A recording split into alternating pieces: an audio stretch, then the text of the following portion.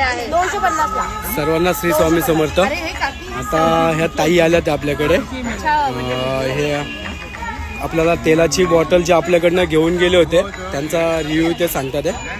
नमस्कार. नमस्कार. ताई नाव काय आपलं? विशाली जयवंत. ओके. पुढे ठाण्यामध्येच राहता? ते हे तुम्ही तेल आता घेतलं होतं हे वालं हे तेलाचं काय म्हणजे कसं यूज केलं आणि कसा रिझल्ट वगैरे? हे ॲक्च्युली तेल आहे ते सर्दीला वगैरे सुद्धा म्हणजे आपल्याला नाकाला ॲलर्जिक वाटायला लागलं ना एक थोडंसं स्मेल केलं ना की लगेच ते निघून जातं.